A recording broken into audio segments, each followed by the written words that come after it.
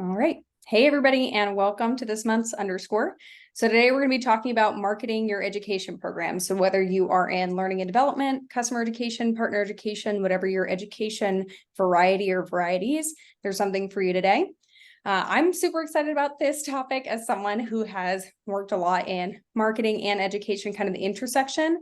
And it's something where obviously, like, learning is most powerful when eyeballs are on it and people are actually engaging with our learning. So we're going to talk about that today, different aspects of that too, not just marketing channels and tactics, but also how do we get in the mindset of our learners and how do we market our learning programs on an ongoing basis. So before we dive in and introduce our guests, we're going to do a little housekeeping. The first thing is that the chat is open. So you can go ahead, again, there's that little blue button. Just make sure you're chatting with everybody and feel free to test that out. Just let us know who you are, where you're calling in from. That's always fun. And then the second thing is that also at the bottom of your screen, you'll see a little Q&A box. So later on in the webinar, we're going to take your questions. So some of your questions may get answered. Hannah and Lindsay have done a lot of preparing for this, and they have some great content prepared. But if you have a question come up, feel free to drop it in that Q&A. That box just lets us kind of capture them all in one place and get back to them because sometimes things get lost in the chat. All right, so I will introduce myself. My name is Shannon. I'm the Director of Customer and Content Marketing here at Intellum. And my background has been in marketing, curriculum development, education marketing, product managing, a learning product. So a little bit of everything in education. And so I love hosting webinars like this and hearing from people like Hannah and Lindsay, learning from people like yourself. But I'm also going to go ahead and introduce our guests today. So give us a little wave. I mean, you can see the photos on the screen, but okay. So we have Lindsay. Lindsay's an advisor at SaaS Academy Advisors. And so she was at HubSpot for 8 years and was part of the founding team for HubSpot Academy. So if you're in customer education or if you work in marketing, you've probably been to HubSpot Academy. I know I recommend it to my students all the time. And so while she was there, she led several key initiatives, including leading the paid in-person customer training team, managing a 12-person global team with 300 plus annual trainings in more than 40 locations, and then 25% year-over-year growth, and expanding the Academy's content beyond just certifications, which you may remember back in the day, it was just a certification, to also include lessons, classes, and courses, which if you were to log in today, you see those. And then we also have Hannah on the call. So Hannah is the marketing director at Moss Marketing. It's actually her Moss anniversary today, 3 years with the company.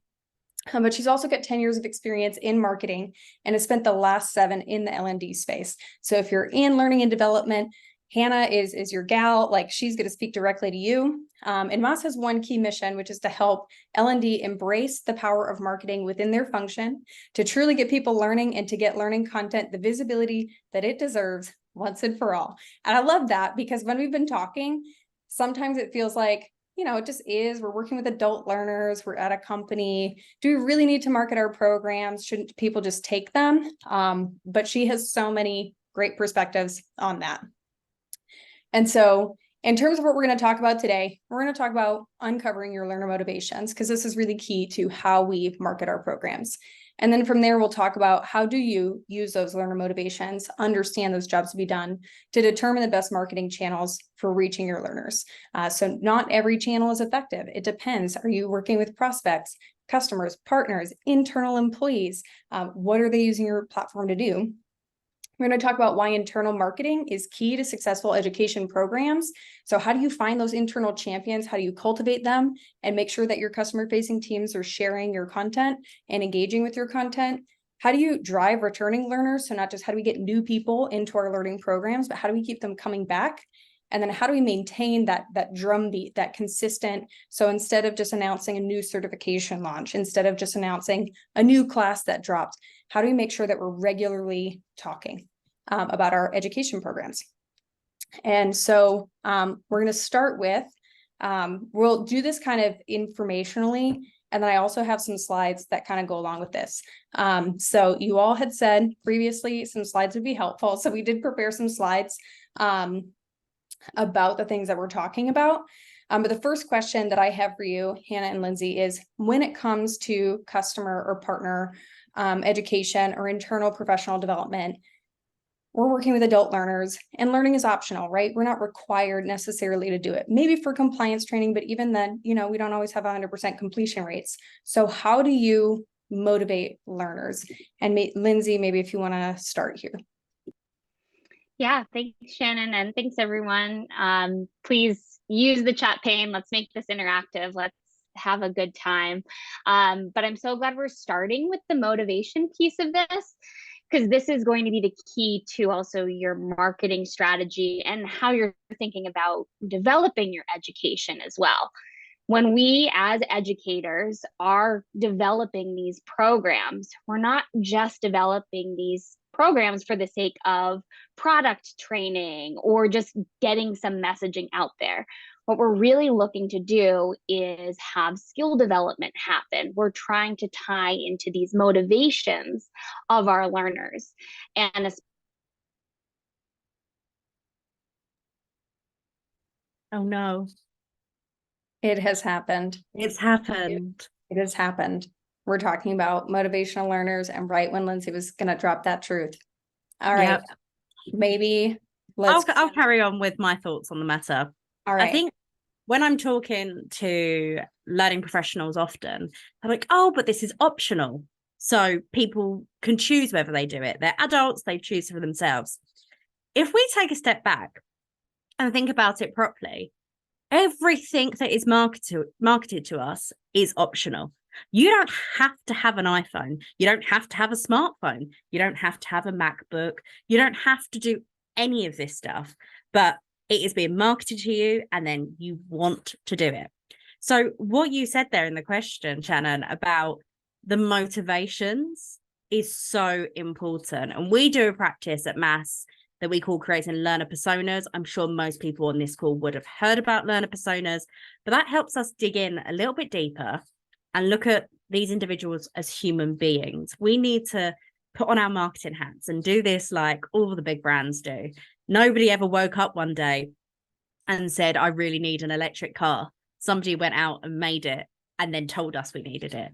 So that's a position we're in. And as much as we can get in our heads a little bit in learning and education and think, oh, okay, there's nothing I can do, I even want to do it or not, we can market it. And I think that's where it really starts. And I think Lindsay's back with us now. I'm back. Bear with me, folks. Hopefully nobody saw me go like this. I think we missed that part, but if you want to go back, Lindsay, and talk about those learner motivations and jobs to be done. Yes, absolutely. So not exactly sure where I cut off, but I said a whole lot about motivation, and at this time I'll kind of drop some knowledge on this framework that I use with clients. We used at HubSpot Academy. A lot of people use this framework even for user research for products, but it's something called the Jobs to be Done framework. And this was created by Clay Christensen, a Harvard business professor. And the idea here is to be pulling at those motivations that we're talking about, because just like when somebody hires a product, for instance, they're hiring it for a job to be done. And the same can be said for our education programs as well. Why are they hiring our education programs? It's not just to get some messages bombarded at them. It might be to learn, but there's always this motivation behind it. And that's what's going to be really powerful in your marketing messaging and the education that you create. So in a situation where, let's say, when somebody's trying to take your course, their motivation might be to develop skills, but then what's that outcome that they're hoping for? They're hoping to maybe get a promotion. They're hoping to maybe land a new job. The outcome is going to be just as important as that motivation. But by building in these types of jobs to be done statements, whether that be for your course or your entire program, we're able to get into the learner mindset. And that's what a lot of these themes are going to be about with marketing, is being in that learner mindset. Absolutely. I completely agree there. And I just want to echo what you said a bit, Lindsay, about getting a promotion, getting a pay rise. often, especially for those that are in internal L&D on this call. L&D have a habit of being like, they want to do this so they can do their job better. It's more than that. That's not why people get out of bed in the morning. They want the promotion. They want the paycheck. Some people only want the paycheck. That's okay. We just need to understand what their motivation actually is. Yeah, exactly. We're being a little bit honest with ourselves, right? As educators, we would love it if everybody had the time to learn all that they can. But at this point, unless they're being required to learn, there's going to be some other motivations behind it. And we need to tap into that as educators. So, okay, so we start with these motivations, and the Jobs to Be Done framework is a great way to think about this. But once we understand those motivations, that, you know, people don't get out of bed just to learn, they get out of bed to do something else, right? And I think about that Mario Kart. I don't know if you've seen that visual, that we don't sell the flower, we sell the power up thing, that once Mario, or mushroom or whatever it is, like once he eats a mushroom, he can go do incredible things. Like that's what we're really going after. And so education is kind of our Mario mushroom. So once we know those motivations, how do we then use that information to then figure out which channels to use and how to best market your programs? And Hannah, maybe you can start. I know you kind of start with the discovery process with people. Yeah, so we spend a lot of time talking to people, and that's normally something that L&D like to ignore as well. I don't know if it's the case with education, when you're using an education program alongside a product, maybe that is slightly different. But L&D love to skip the whole talking to the audience because we assume we know our audience. We assume we know what they want, so we're just going to go based on our assumption. We spend hours talking to target audiences to really understand not only their learning preferences, in which way they like to learn and things like that, to understand what their motivations are, to understand where they're hanging out, what they're doing, where they're spending their time. Why would they get involved with learning? Why wouldn't they get involved with learning? Knowing those competitors and those barriers to learning is just as valuable for you when marketing your content as knowing the positives as well. So we spend a lot of time, and then it converts into the ADL model. And anyone on this call that's done anything in marketing before has probably heard of ADA. It's used a lot, and we've kind of translated it into a model that helps you put yourself in your target audience's shoes.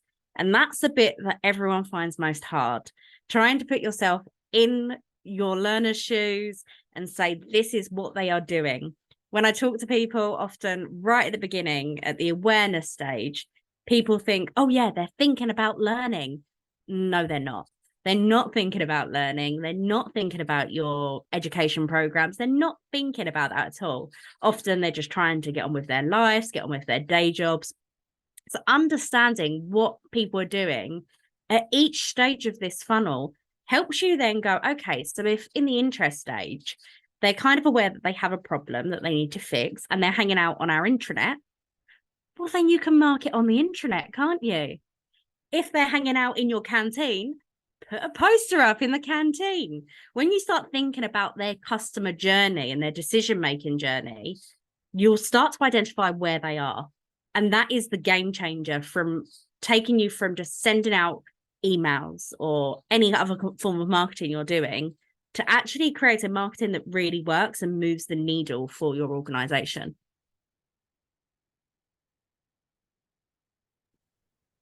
I love this. And I can share this slide too. I'll pop the slides into the follow-up email for everybody. So you have a copy of these and you can look at this decision-making journey.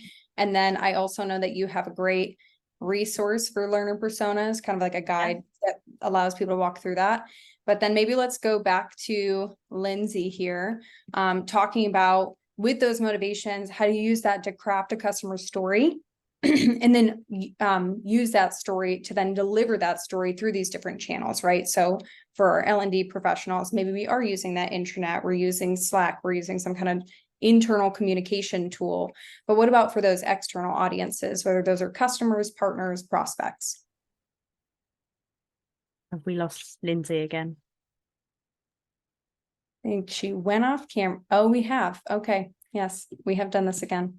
That's okay, fam. Technology, right? You can plan and you can plan, and then the internet is not your friend. All right, so I'm going to stop sharing my screen. We'll come back to the customer story part for customer education. Thank you all for your patience. I know you know this experience. All right, so Hannah, maybe let's talk about different types of education, right? Like I think sometimes we get stuck in this training or e-learning, like that there's one kind of learning. And so how do you think about serving up different types of learning based on the particular use case or audience that you're working with?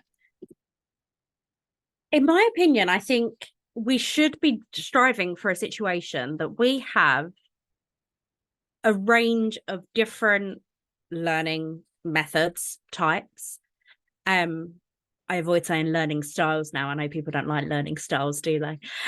But we need to have a range so that people can be autonomous and make their own decision about which piece of content they want to take at a specific moment in time. So the way you push that out there, the way you market that, the way you communicate that should be the same, regardless of whether it's a face-to-face program, an e-learning course, a bite-sized video, a PDF guide. We need to be fostering a culture of learning. We also often, as educators and L&D professionals, forget about learning from each other, having a conversation, leaning over to your colleague, asking a question.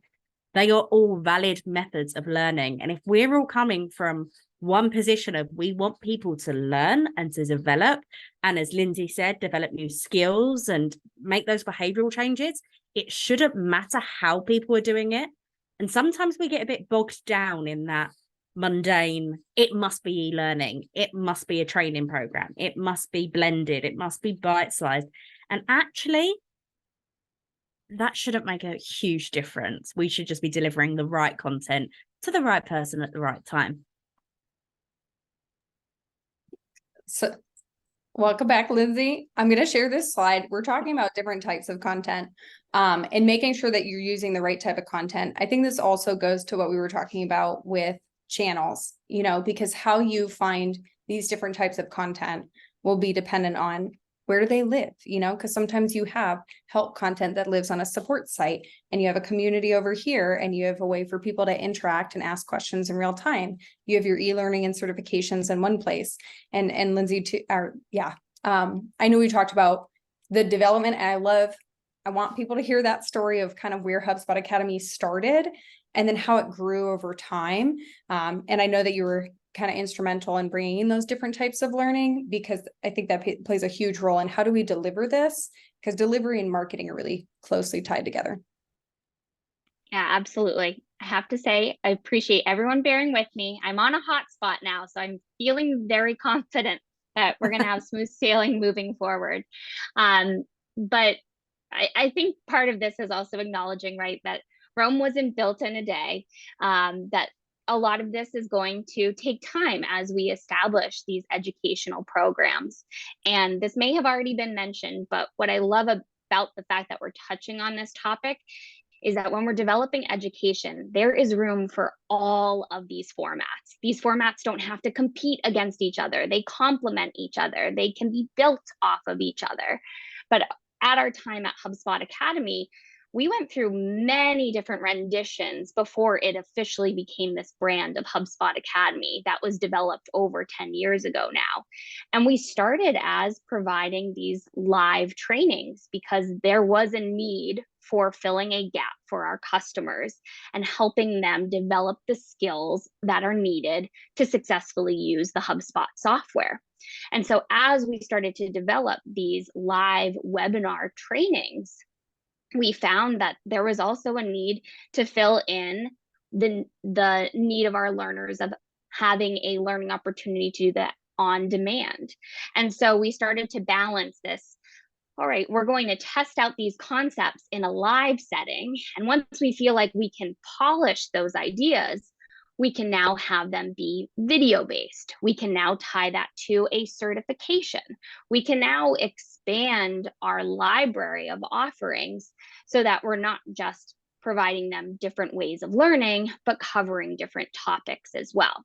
We even then grew that into in-person training because there is still a need for people to learn in person. It gives them some dedicated, focused time. And so it was really interesting for us to figure out how all of these formats start to work together. Because naturally, as different teams evolved, there might have felt like even there was some competition and some repetition with the content that we were creating. But to start to think of this as this holistic experience to meet these motivations and customer needs allowed us to really develop a program in which we felt like we were able to market. And I like these different multimodal because I think sometimes it's easier.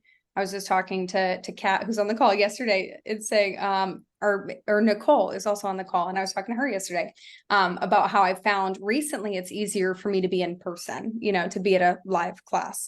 But I also have my husband and I work with college students, and one of our students is going through HubSpot Academy courses, and we're talking through it. So she's taking the content, and then we're talking through it, real live community, to talk about what does that look like in practice and what are some examples of that? What questions do you have? And so thinking about, you know, there's all these elements of learning. It's not any one thing, but how do these work together in concert? And then when we think about how are we serving these up to people? Well, when you're looking for a help article, where are you, right? You're in a moment of need. It's kind of just in time learning. So maybe you have a link to your help center in your platform. You have some kind of in-app saying, hey, if you need more information on this, click over here. Or, you know, if you're doing e-learning, right, in learning and development, it might be a certain time of year, professional development. Maybe you have some kind of integration with a LinkedIn learning type tool. And so maybe you're being assigned learning and training, but then maybe it's also that time of year where it's promotions. You know, at Intellum, we have a boost budget. So everybody has an opportunity to invest in their own professional development. It's something we talk about regularly. And so we're, you know, marketing it through email, we're marketing it internally, but it also, love this. I did not intend to do it this way, but kind of goes to this idea, because one of the things we wanted to talk about is creating internal champions, right? If your education team are the only people talking about your education programs, we have not really done our job right? We need internal champions talking about our education programs who are championing them to customers. They're championing them to other people, right? So we have people here at Intellum that will talk about how they use their boost budget, right? And it gives profile and highlight to this professional development opportunity that we have. So I know you both have tips on this. And so whoever wants to kick off your thoughts on creating internal champions, how do we get that buy-in from other teams to get them to talk about this great content that we're creating, the great training that we're offering? I think particularly from an internal L&D perspective, one huge untapped audience that actually is quite easy to get on board is that manager level. I know somebody just put a comment in the chat about leadership. Your middle managers are a really key leader. Creating internal champions has to be a bit deliberate. So we often liken it to influencer marketing that we all see externally. We see influencers posting on Instagram, TikTok, Facebook, YouTube, everywhere. You have to reach out to these people. You have to enable them to share their story. Very few people are going to go, guys, look at this training course I just did, off their own back. But if you give them the platform and the ability to do that, it makes a really big impact. When you're choosing internal champions, particularly from an internal L&D point of view, and I'm sure it's similar if you're thinking externally and trying to get people to look in at your education programs, you need to get somebody that's liked enough, but also influential enough. So you're looking at how well people look at them and go, I want to be like that person. That's what we're doing with internal champions. They should be a role model to people that, oh yeah, I want to be like that person. You notice it with brands when they're putting things out. They use the biggest and best brands that use their product, or the biggest and most famous people that use their product, because that gives it a bit of gravitas. Oh, I want to be like that person, so I'm going to get involved with that brand. I'm going to buy that product. It's the same with your training. If it's somebody in the organization that people like and want to be like and respect, they're going to be more inclined to get involved than if it's Joe Blogs that everybody hates. That's a really good point, which also makes me think there are different internal influencers around the company, right? So, sitting in marketing, I might have a different influencer than someone sitting in engineering. And so how do we identify and tap into those influencers? Lindsay, did you want to chime in on this? I know you have a lot of thoughts around. Oh, yes. Yeah. So many thoughts. With stakeholder management, it's a lot of times easier said than done, right? This is going to take time, regardless of if you are developing your L&D program or your customer education program, but you really need to make the time for it. I love the comment that Sarah had put into the chat pane about this being one of the best marketing tools, because it truly is. And the reason for that is this is your opportunity to have this internal megaphone that can reach employees or can reach your customers. And when you're tackling stakeholder management, a lot of other departments are going to be doing the same. So that's why I also say it's easier said than done, because if you're going to your customer success team and saying, okay, we created all of this great education, use it, that's not going to happen. They are super busy. Everybody is very busy in their roles. So what you also need to start to think about, this ties a little bit back to motivations, but that mindset of being in this stakeholder mindset, understand their goals and how education can help them reach those goals. So for your customer success managers, they probably want to be spending less time on the phone helping their customers point and click, and wanting to direct them more towards the education that can give them that guidance. And they can focus more on renewals or some of the other pieces that are a key part of their role. And so figuring out how you can fit into those goals of your stakeholders, and then finding those stakeholders or those individuals, like Hannah was saying, maybe it's the management level, or maybe it's even those individual contributors that are singing the praises for your education team. We worked with so many different customer success managers or sales reps or marketers that were saying, oh my gosh, the academy has saved me so much time. I am seeing my customers become so much more successful, or I'm closing deals in twice less time than it used to take me. And so we would take those stories and we would tell those stories back out to these departments and these teams.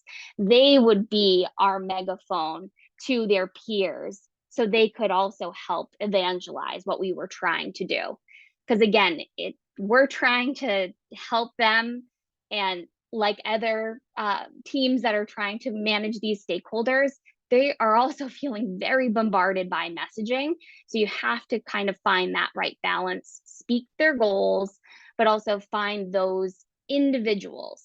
Maybe you just start with your first three of figuring out how they have used your education to better their customers or better their roles.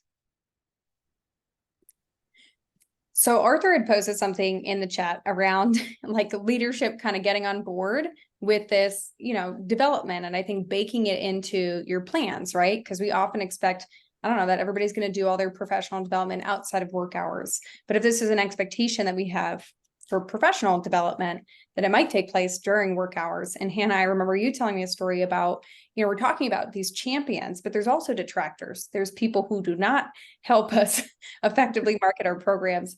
And I know you had a kind of a story and lesson learned about that.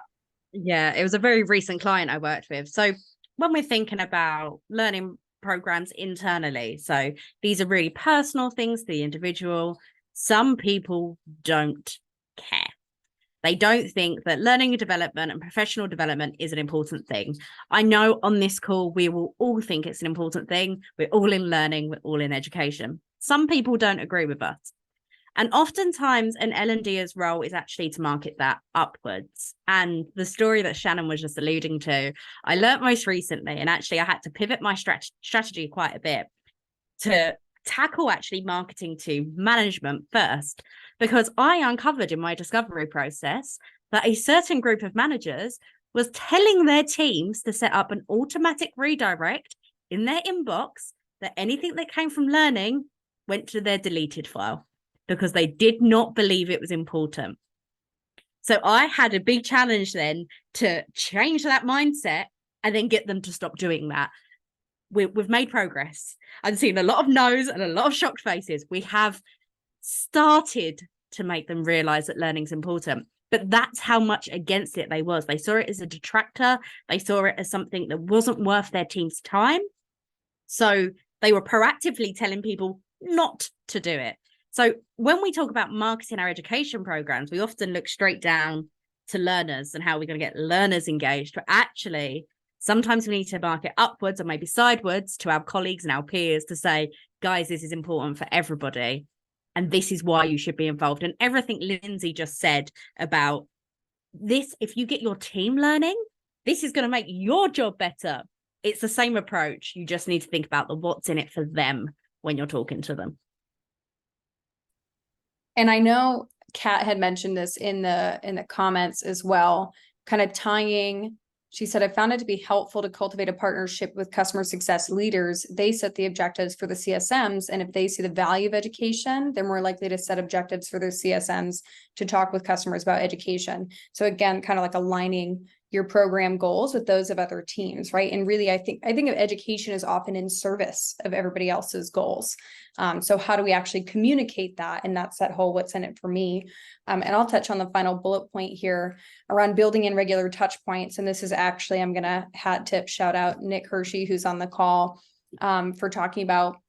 He shared his insights for a recent blog we did about getting customer facing teams to talk about your education programs and content. And one insight that he had that I thought was great is sharing the wins and sharing the stories and sharing the metrics, right? So if you can say that you're getting less either support tickets overall, support ticket deflection, or you're getting better quality support tickets. So maybe you're getting less of how do I do XYZ basic thing, but you're getting a higher order question.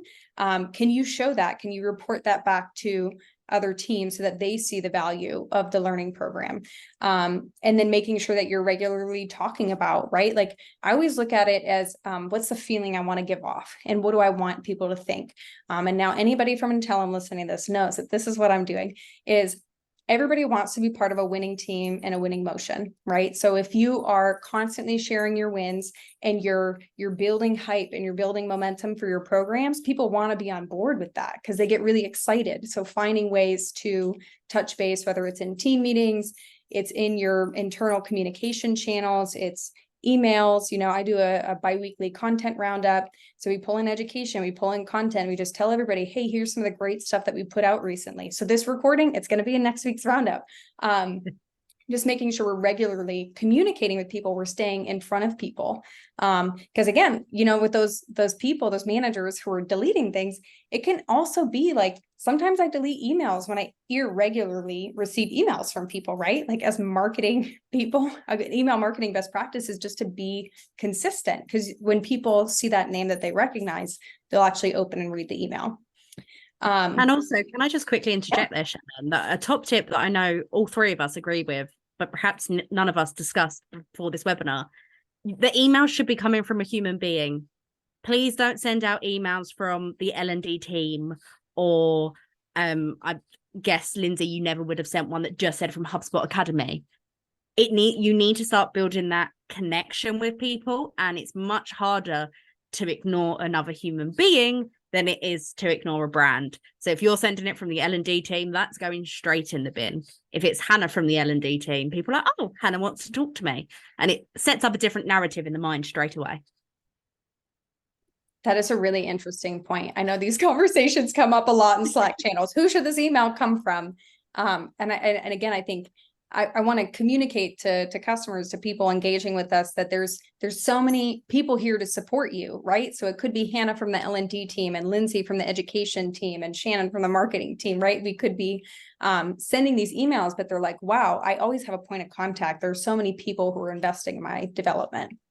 Yeah. All right, I want to move into the final part. So friends, you've been active in the chat. Thank you. That's awesome. We're going to move kind of into the final segment here. We're going to talk about driving ongoing engagement with your programs. And I love this slide that Lindsay threw in. So around beyond one-time promotion. So honestly, we do this wrong with product launches all the time. Like, product does all this great work to create a new feature. It ships, we promote it with great fanfare. And then after the first like 2 weeks, we just stop talking about it. We just don't continue to promote this thing. And then we wonder, why have only a few customers adopted this new feature? Why are only a few people buying this? It's because we have not kept beating the drum around promotion, right? We haven't kept talking about it. And we fall into the same trap with education. We talk about a rebrand for our education site or a new certification that dropped. But sometimes it's only those things that we talk about instead of that recurring cadence of communication. So let's talk about that. And Lindsay, maybe walk us through the flywheel here. I know this is an adaptation of the inbound marketing flywheel. Yes. Love flywheels for the sake of what they represent, but this is by no means like the inbound flywheel, but a little bit more like the learner growth flywheel. And I love what you were saying there, Shannon, and I'll reiterate that, because what's important here, and I think regardless of if it's an internal or external education program, it's time to start thinking about our education programs like a product. Like, how would you market a product? There are very well established product marketing teams that have some solid strategies that we could be applying to our education programs.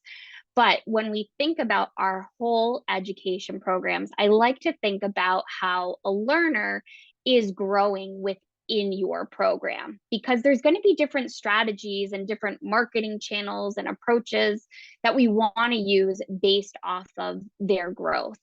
And like a stranger would be to your product, a lot of times when they're first experiencing your education, they're just in this learning phase. But if we're developing education that's tied to those motivations and tied to those outcomes, they're going to start to then move into a space of application, taking what they learned and moving into the apply piece of it. And once they're starting to apply this education, they're going to start to move into this expand piece, like that skill expansion of getting to actually see, wow, I just learned a lot and I can now do a lot, and I'm starting to see some improvement. And why we want them to see that improvement is not solely for just their own development, but that's how it's going to really start to see this evangelist side of your learners come through. And that starts to impact that flywheel effect.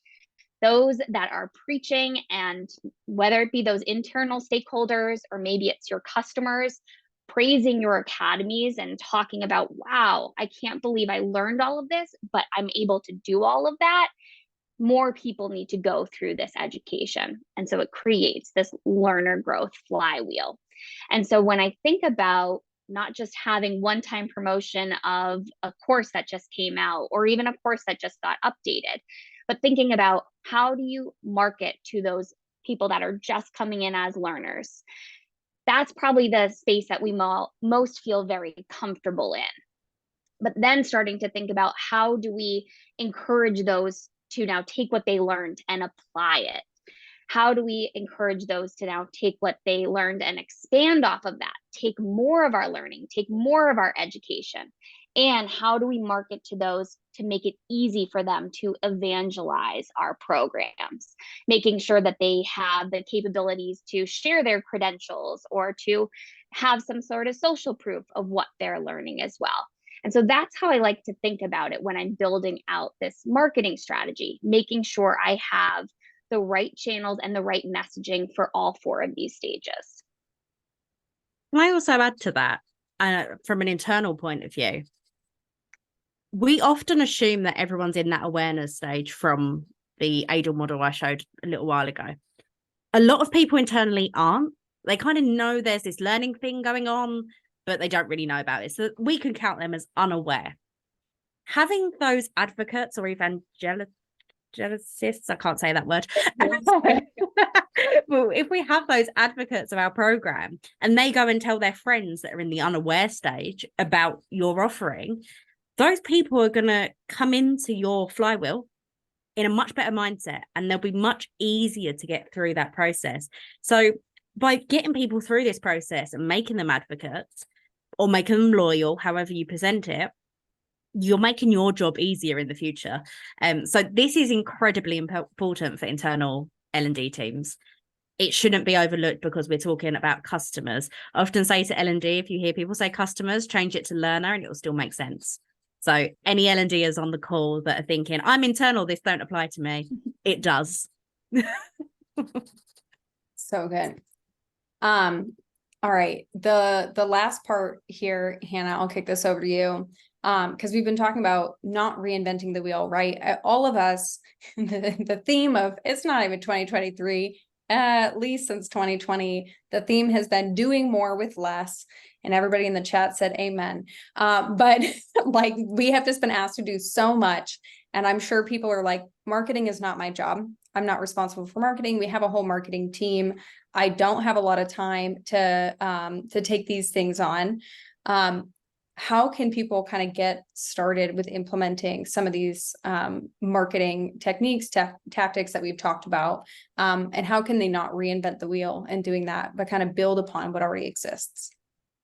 I think the easiest way for internal L&D, and I'm assuming it'll be the same for those of you that think about customer education, is just doing what we're already doing, but putting a bit more thought and effort into it. Email is normally the best one. People tell me, yeah, we do email marketing, but they don't. They send streams and streams and streams of text, or worse, they send an email that's like, there's a new program in the LMS. Nobody cares. So think about that. What's in it for me? Think about when you're writing that email, how can you get the most from it? How can you get people moving? How can you evoke emotions? How can you think about their motivations and then send the email? Make sure you're doing the best with what you've already got. Often, especially those that are internal L&D on the call, you've probably only got 2 or 3 channels that you can use. So you have to be using them to their full potential. I'm not telling you guys to go and, I don't know, advertise on a billboard. I'm not telling you to create really whizzy videos. You can do really effective marketing with email, with your intranet, with maybe a poster, that kind of thing. You can absolutely do it. If you're struggling to find resources on how you can upskill yourself, like I just said, read marketing blogs, change the word customer to learner, and it will make sense to you and it will be applicable to your organization. So that's probably my top tips of make sure you're doing the best job you can. Don't be lazy when we're sending out stuff. But you don't need to change it all up. We don't need to invest loads in marketing to do it well. And I'll just shout out Jordan from Intellum's education team, who's on the call. He did some education around our gamification release earlier this year and used our inherent love of competition and beating certain people in the company, like the CEO in this challenge that we were doing. So just fun ways of engaging people, right? Like marketing does not have to just be pushing an email. You can have fun with it. Lindsay, anything else you want to add before we move into Q&A? Yeah, I think as you look at, like, I know I was mentioning a flywheel, but from a marketer perspective, as you look at your funnel, as you start to figure out what might be the leaks in that funnel and solving for that, make sure you're still collaborating with the rest of the company or with your other marketing teams, because these messages that we're talking about are getting sent out to your customers or maybe even internally on a regular basis. Many years ago, we did an analysis at HubSpot of how many emails our customers were getting, and it was in the hundreds. I mean, it was overwhelming. So when we're talking about developing education, meeting our learners where they're at, tying that into the motivations, we want to make sure we're not bombarding them and that this messaging is finding them at the right place. So as you can see, like all of these topics are just so tied together, and making sure we're not reinventing the wheel. We're working with our marketing department and collaborating on one email that's going out to our customers, or we're taking some existing blog posts that already rank and including a link to our education so that it's a natural fit into the learner journey. What we're trying to do here is solve for our learners and not make it more chaotic. So I can't stress that enough. Yeah. And I think, like, to add the internal lens on that, take everything Lindsay just said, replace marketing team with internal comms. And the same applies. Talk to the internal comms team, work out what's going on in your organization and work alongside them. Don't add to the noise. We all get too many emails. And I think that speaks to kind of working with those internal stakeholders, right? That we're not working, heads down in a silo, but we're looking to I call it to the left, to the right. What are these people doing and how does my work fit in, right? So we're figuring out how does this apply to already existing comms? What are customers already doing and engaging with? We're going to move into a time of Q&A. But this is where I'm going to make my ask. And I learned from one of our recent roundtables to move this up in our presentation. So at the end of this webinar call, there will be a quick survey. And that survey is for you, for us, but to serve you, to let us know what you thought of this webinar, but also any other topics, things that are top of mind for you. So just it'll take you less than a minute to fill that out afterwards, but please do that. That'll be really helpful in making sure that we can provide some great content. I'm going to start with, we have some questions. So if folks have questions, please drop them in the Q&A box. We'll go for probably another 10 minutes. But Sherry had sent in 2 questions in advance of the call. So I want to make sure that we address those. And the first one actually ties, Lindsay, to what you were saying about not overwhelming people. And so she asked, how can we effectively promote so she works in learning and development. She said many learning programs that are relevant to all employees, kind of gave some examples of those. How can we effectively promote these programs and activities without overwhelming our employees? Lindsay, do you want to take that or do you want me to? I'm happy for you to jump in from the L&D perspective, Cool. but I can chime in after. So the biggest piece of advice I have there, and it's something that L&D don't like me saying, but I'm known for being a bit provocative and I'm going to say things you don't like. You shouldn't always be marketing on a program by program basis. Think of why people want to get involved with learning as a whole. That should be your lead. That should be your main piece of marketing that is ongoing for your whole strategy. So if we're saying a strategy is 12 months, the whole 12 months, you should be marketing about the why. You can then have specific program drip campaigns, maybe. You can have mini teasers, maybe, that go out about specific topics. But if we take an example of Apple's normally the easiest one, isn't it, in marketing to talk about? They will do brand marketing that's just about Apple, about how Apple can change your life, how Apple is this aspirational brand that we should all be wanting. And then they'll advertise the iPhone or the MacBook or the iPad. Have that approach to your marketing strategy when it comes to the different programs. But you should have a brand message or a tagline. It's something that unites all of your L&D offering, and market with that first. I like that. Lindsay, I feel like HubSpot has that kind of at the top in that banner when it talks about why people are coming to HubSpot Academy and what they're looking to do with that.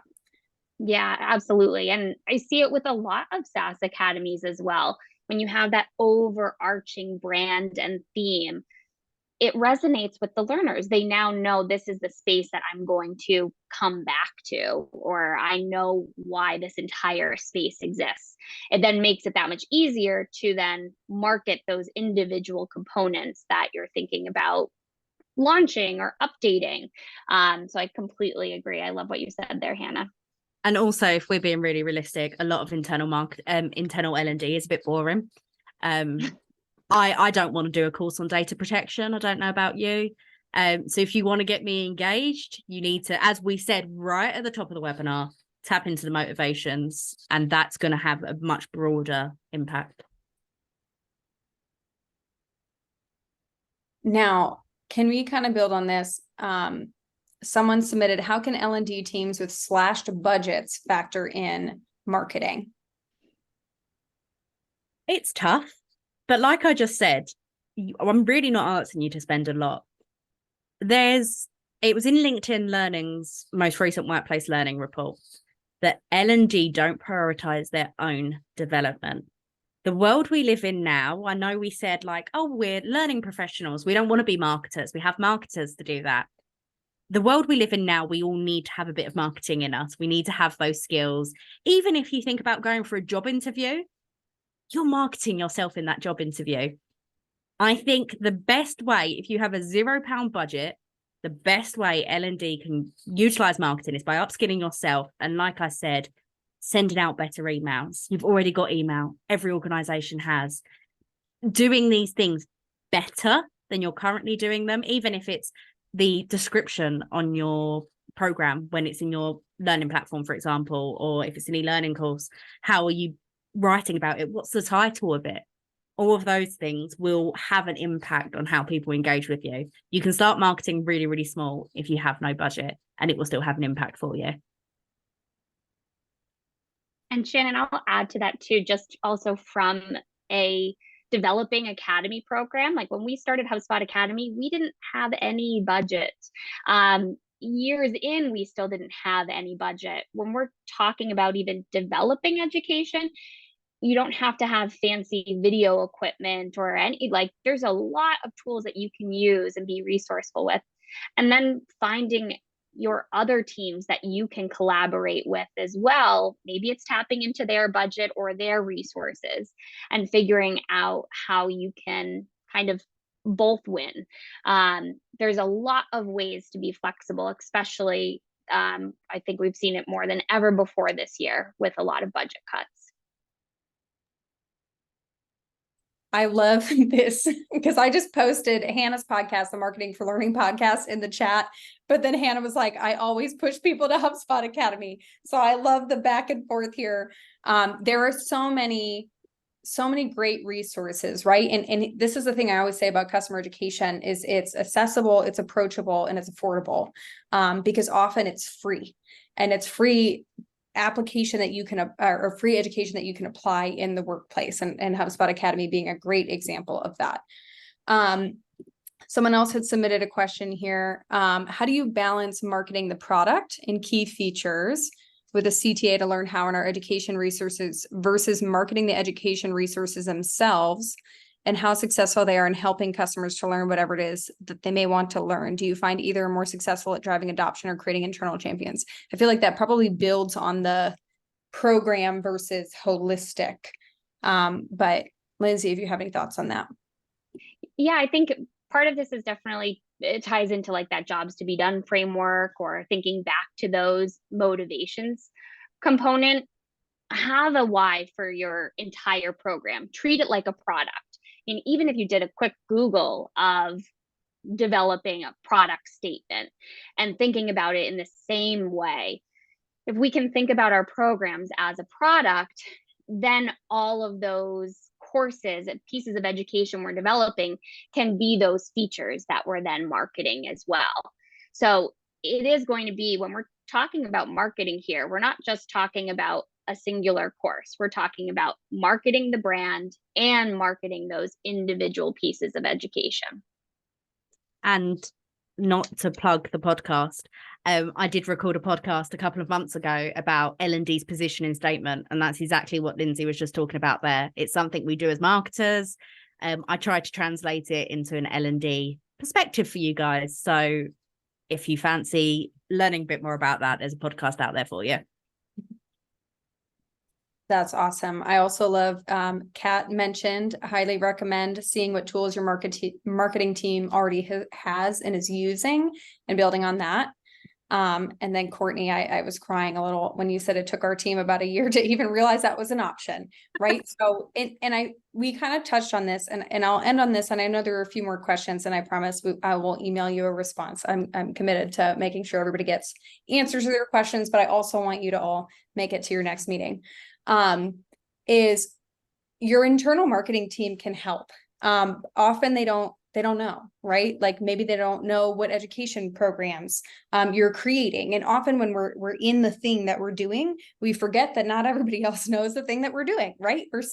We see it all the time, and we're so focused on it all the time that we forget that other people do not have that same vantage point and perspective. They're not thinking about the thing that we're doing all the time.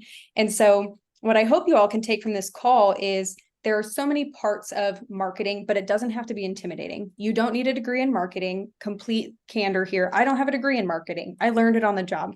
All right. I learned from HubSpot Academy. So you can learn as you go. And it's really, we experience marketing all the time. So it's just kind of modeling what it is that you see, whether it's updating an email, but actually kind of connecting with your marketing team and saying, hey, here's our shared goals. Like we were talking about, like Kat's talking about in the chat, what are our shared goals? How does education help our customers? Because here's the thing, like this is the future of how we do business. Our customers need to be often trained on our product, especially if you work in the technology industry.